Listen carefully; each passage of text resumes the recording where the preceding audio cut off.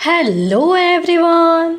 तो आज हम इस वीडियो के द्वारा आपके लिए गुजरात बोर्ड का संस्कृत जो कि क्लास 9th का है, इसके चैप्टर नंबर 7 सहंति कार्य साधिका, जिसका अर्थ होता है यूनिटी अकम्प्लिसेस द टास्क।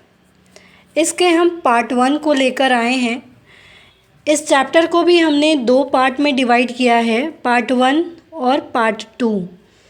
इसमें इस चैप्टर के कुछ पार्ट को हमने लिया है और बचे हुए पार्ट को हम सब पार्ट 2 के माध्यम से कंप्लीट करेंगे।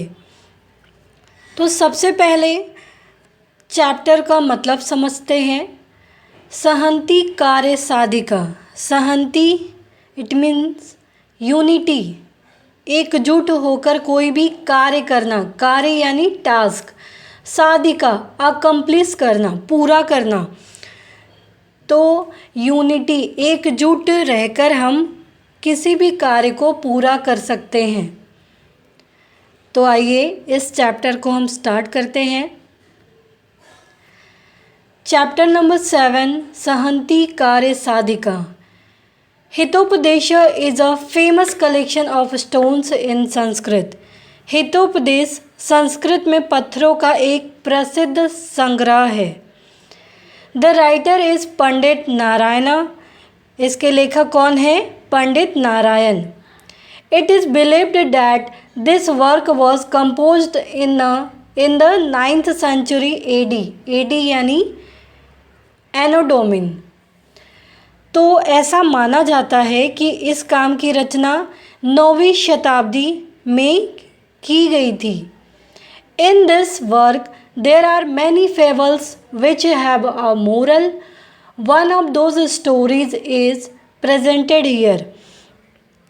इसमें कई दंत कथाएँ, फेबल्स, जिसमें पशु पक्षियों की कथाएँ होती हैं, जिसमें हमें कुछ न कुछ मोरल सीखने को मिलता है, नैतिक वैल्यू या मोरल वैल्यू सीखने को मिलता है।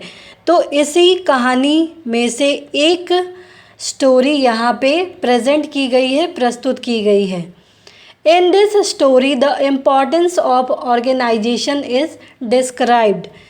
इस कहानी के माध्यम से हमें ऑर्गेनाइजेशन, इम्पॉर्टेंस ऑफ ऑर्गेनाइजेशन, संगठन के महत्व को समझाया गया है कि कोई भी कार्य को हम एकजुट रहकर करते हैं तो उसका फल क्या होता है। But the background has been presented in a very different manner. लेकिन इसकी जो पृष्ठभूमि, बैकग्राउंड को बहुत ही अलग तरीके से हमारे सामने प्रेजेंट किया है।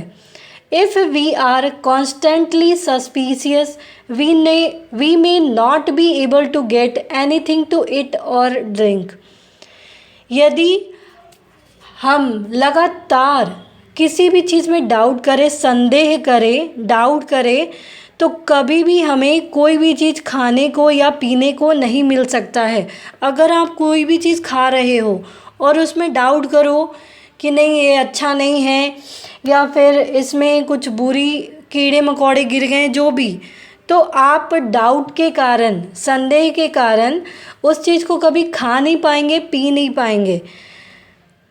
सहूलियत अपने हिसाब से, सारे लोग अपने अपने हिसाब से उनका भोजन होता है। सावधानी रखनी भी हमें चाहिए, लेकिन हर एक चीज़ में डाउट नहीं करना चाहिए। Hence one should not be suspicious and get into one's work with courage।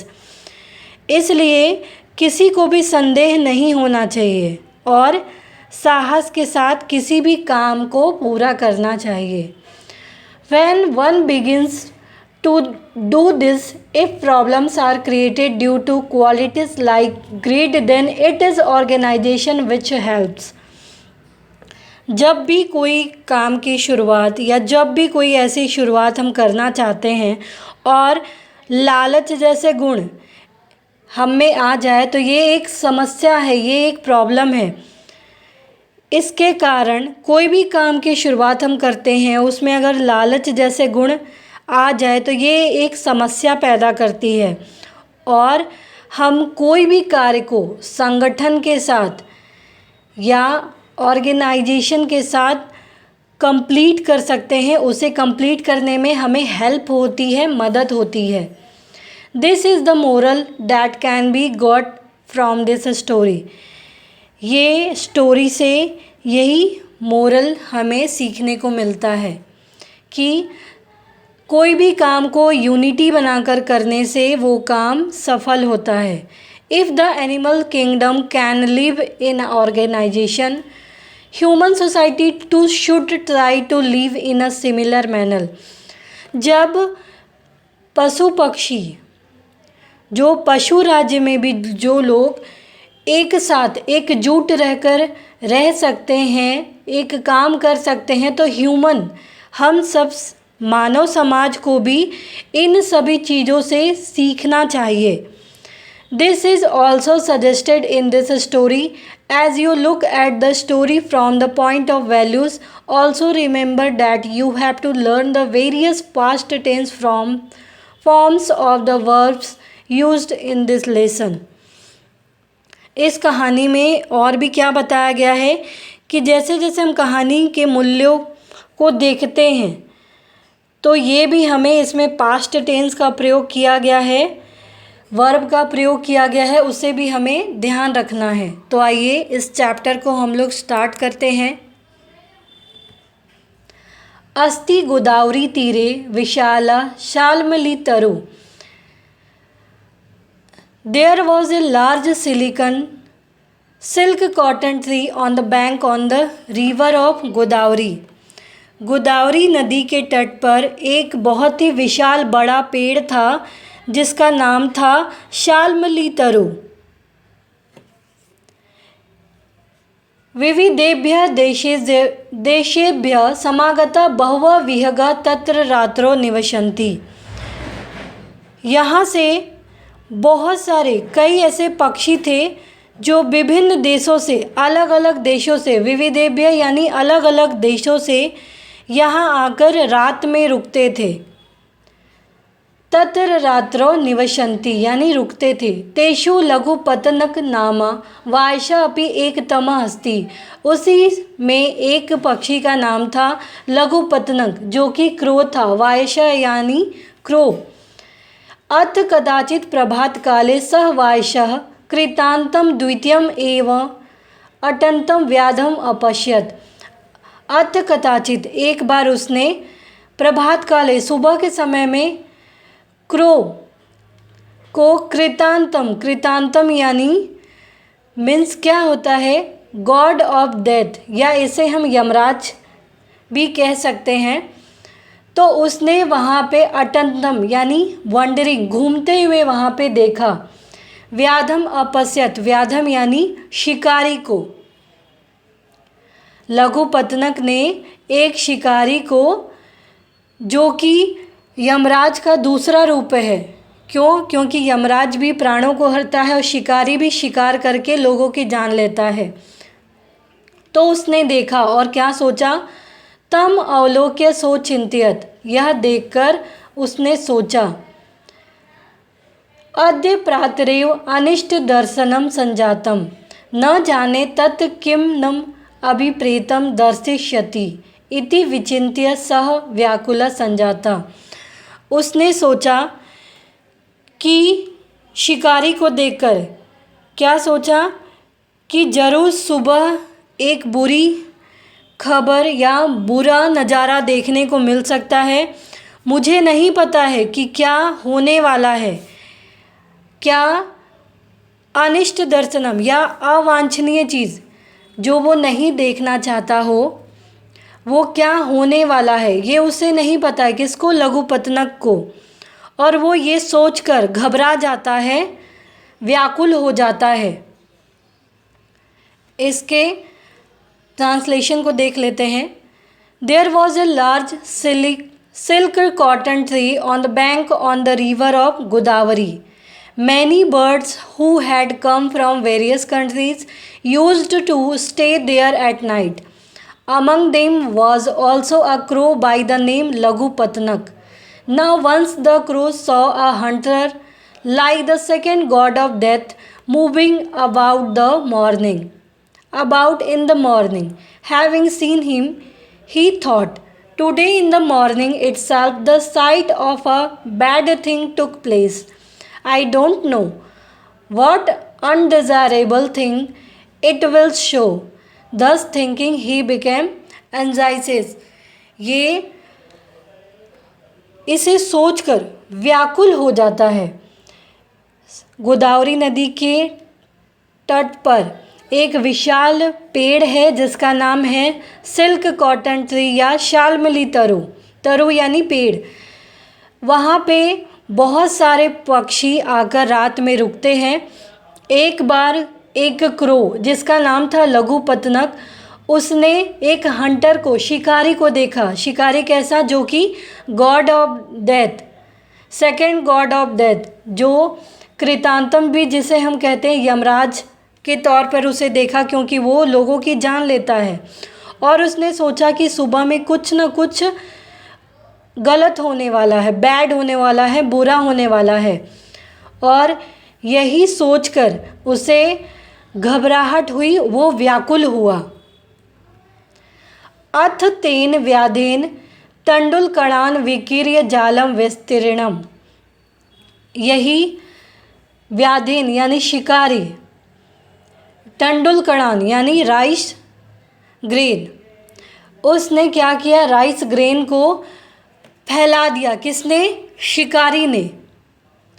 स च वृक्षस्य पृष्ठभागे प्रच्छन्नो भूत्वा अतिष्ठत्। और वो वृक्ष के पीछे जाकर प्रच्छन्नो भूत्वा यानी बीइंग हिडन, वो छिप गया।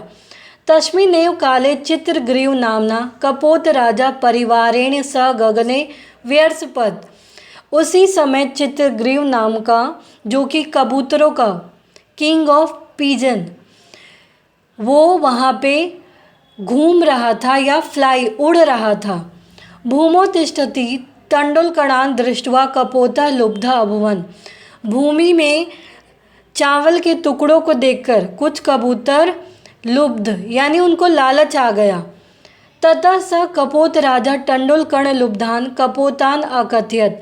तभी कबूतरों के राजा ने, जो कि चित्रग्रीव है, उसने चावल के कणों को देखकर और उसे लोभित हुए कबूतरों को देखकर उनको कहा, क्या कहा?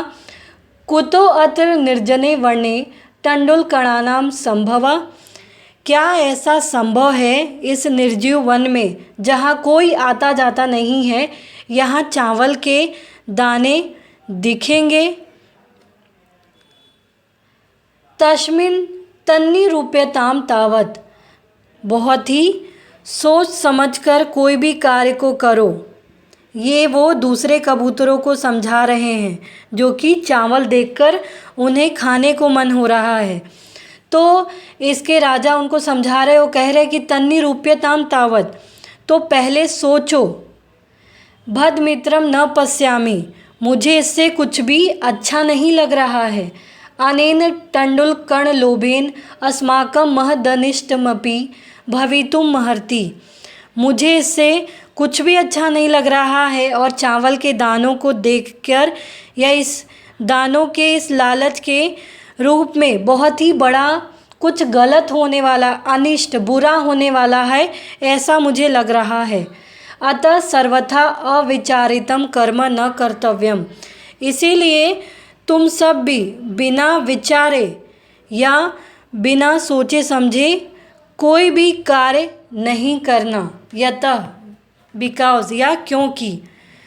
तो इसके ट्रांसलेशन को देखते हैं। Now after having scattered the rice grains a net was spread by the Hunter and he stood hidden behind a tree. Right at that time, the king of pigeons named Chitragriv was going or flying in the sky with his retinue. Having seen the rice grains spread on the ground, the pigeons were greedy. Then the king of pigeons said to the pigeons who were greedy of the rice grain, how could there be the possibility of rice grains in this uninhabited forest? So think first. I do not see any good coming out of this. As a result of this grid of rice, even some great misfortune may befall us. So, under no circumstances, as a thoughtless action should be done because. तो जब शिकारी ने वो जाल को बिछा दिया चावल के दानों को बिखेरने के बाद, तो वहीं से चित्रग्रीव और उसके जो भी सेवक है उसके पूरे परिवार के साथ वहाँ उड़ रहे थे और चावल के दानों के कणों को देखकर उसे लालच आ जाता है, उसके साथ में राजा के साथ में जो भी कबूतर है उनको, और वो उन्हें खाना चाहते हैं। तो राजा देखकर बोलते हैं उस जंगल को, वन को, कि ये निर्जीव वन में किसी भी लोगों की आने की संभावना है क्या? कोई लोग आएगा? राइस यहाँ कैसे आया? जहाँ लोग होंगे वहीं राइस होगा। तो उसे ये डाउट हुआ। तो यही वो दूसरे पीजन्स को समझा रहे हैं, क्या ऐसा पॉसिबिलिटी है? तो पहले सोचो, मुझे कुछ भी अच्छा नहीं लग रहा है और इसका रिज़ल्ट बहुत ही बुरा भी हो सकता है। तो बिना सोचे समझे कोई भी कार्य मत करो। तो इस प्रकार से ये पार्ट 1 यहीं पे समाप्त होता है। उम्मीद है आपको ये पार्ट 1 समझ में आया होगा। तो प्लीज़ आप इस वीडियो को लाइक करना, सब्सक्राइब करना, कमेंट करना ना भूलें। Thank you.